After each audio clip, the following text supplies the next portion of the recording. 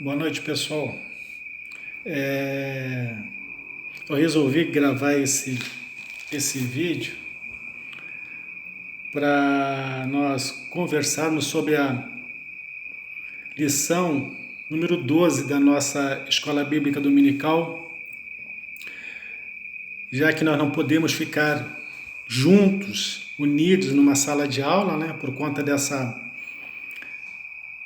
desse vírus aí que está cometendo várias pessoas, mas isso não quer dizer que nós não possamos conversar sobre a nossa lição, a lição número 12 da nossa revista, né?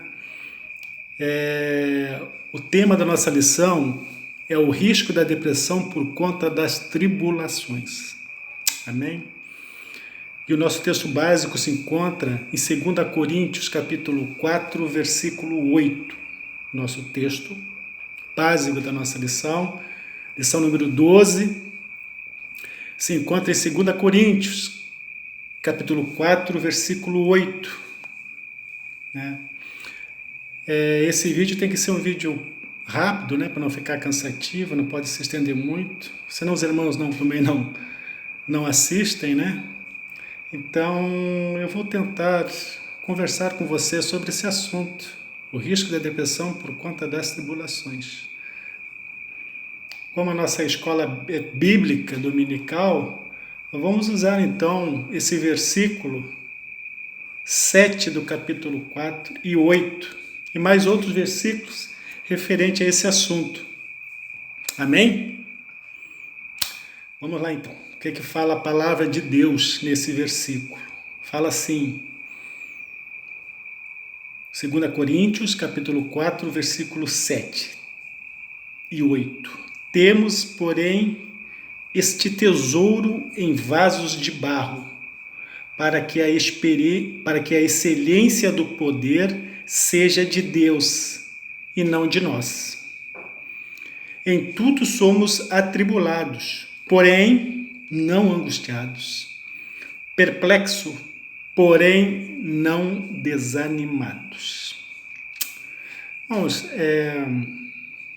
como os irmãos já sabem, já foi explicado várias vezes na nossa igreja, principalmente pelos estudos das quinta-feiras com o nosso pastor, também com as nossas lições que nós íamos estudando nesses longos anos aqui na nossa classe, né? Muitas vezes os assuntos se repetem.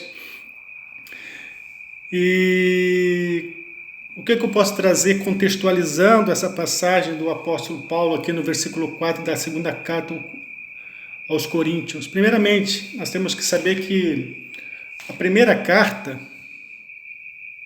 1 Coríntios, a carta escrita primeira, na 1 Coríntios, Paulo vai trazer um assunto totalmente doutrinário para a igreja, né? Ele fala sobre vários aspectos, sobre vários temas, né? naquela primeira carta. Ele fala sobre o casamento, ele fala sobre a idolatria, ele fala sobre guardar as festas, não comer carne sacrificada aos ídolos. Fala também do comportamento que os irmãos em Cristo dentro da igreja devem ter. Fala dos dons, então vários assuntos doutrinários para aquela igreja, que a igreja estava um pouco perdida naquela época. E aí o que acontece? Nesta segunda carta é diferente. Paulo ele vem defender o seu apostolado, o seu evangelho. Por quê? Porque falsos profetas estavam se instalando na igreja de Cristo, na igreja que ele tinha fundado, e estavam querendo destruir a autoridade de Paulo naquelas igrejas. Essas pessoas, esses falsos profetas, destruindo a autoridade de Paulo, consequentemente, iam destruir a mensagem que Paulo tinha pregado para eles, né? De que forma que eles faziam isso? Eles simplesmente traziam uma palavra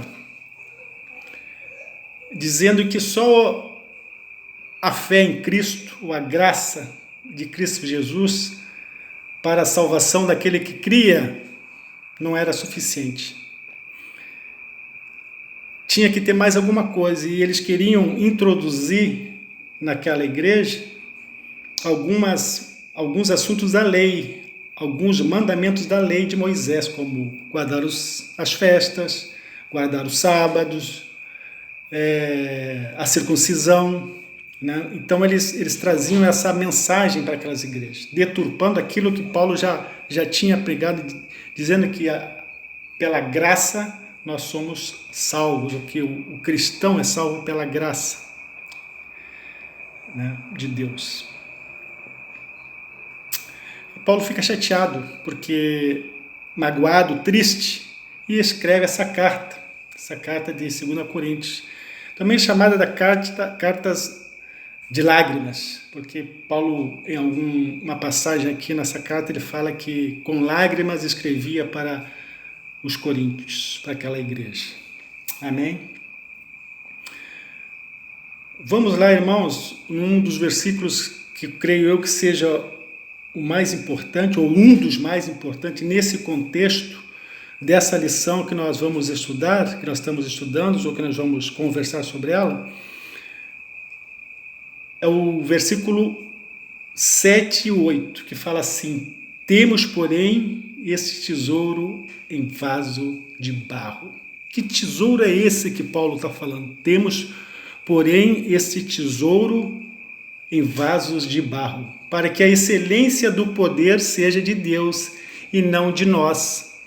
Se nós voltarmos um versículo antes, Paulo está falando também assim, porque Deus que disse, das trevas resplandecerá a luz.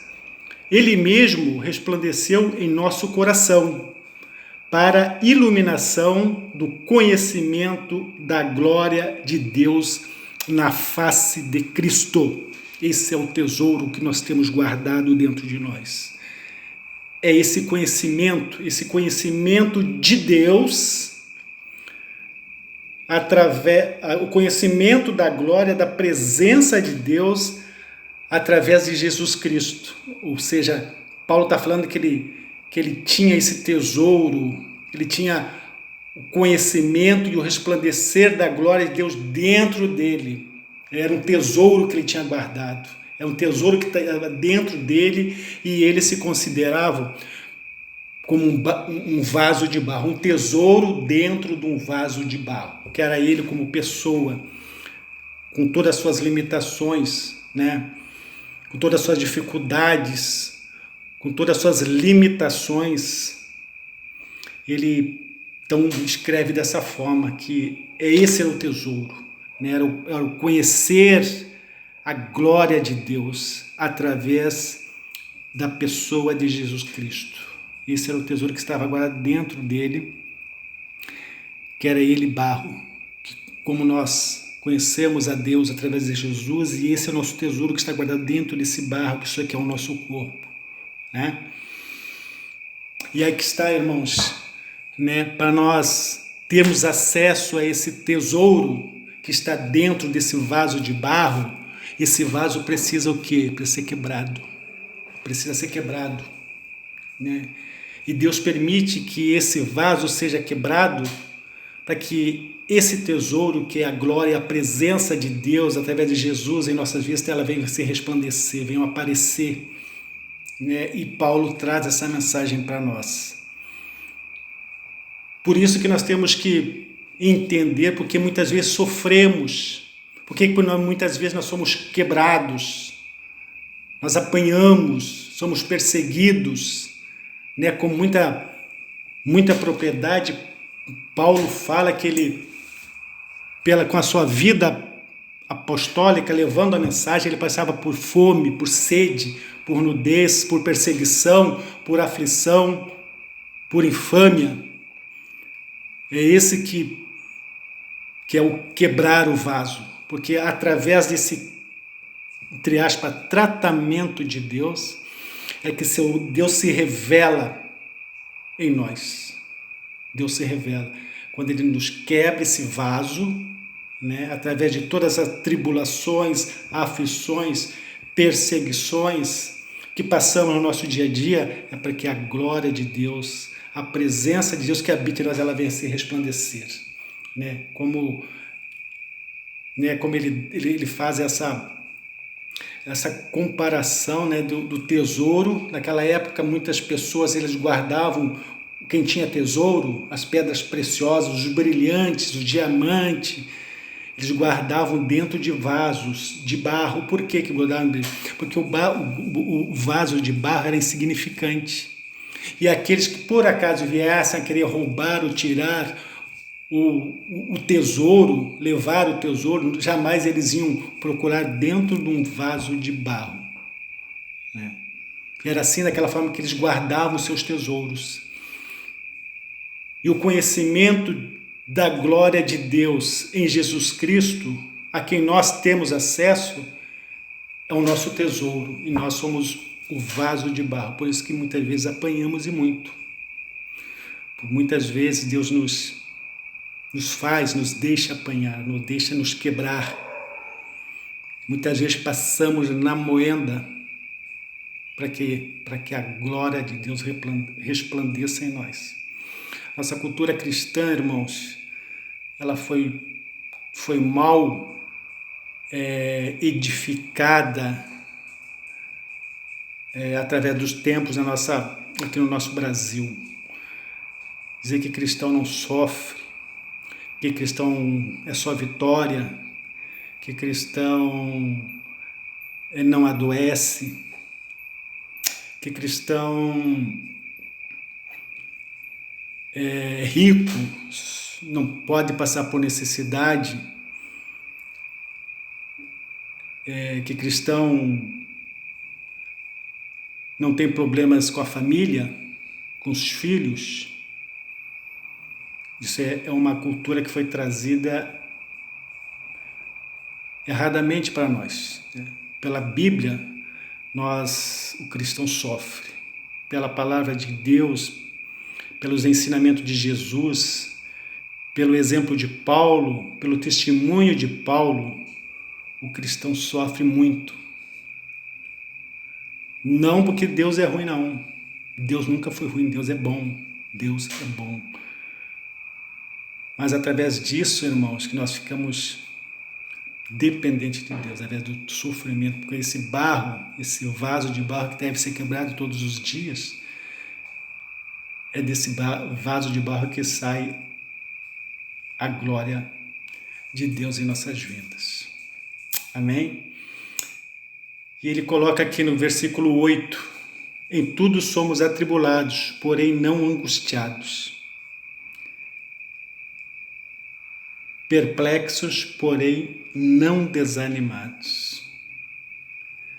Complementando o que a gente acabou de falar, e em tudo mesmo somos atribulados. O que é o atribulado?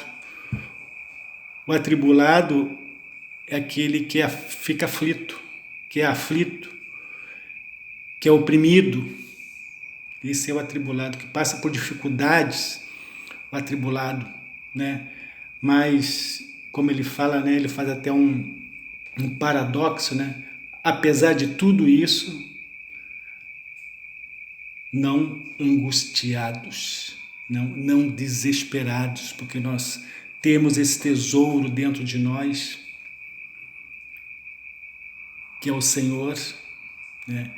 Que não nos deixa por mais atribulado que andemos, não nos deixa andar desesperados. E ele fala também, perplexo, porém não desanimados, né? Perplexo é aquele que é o indeciso, né? É o hesitante, é o confuso. Este é o perplexo, né? E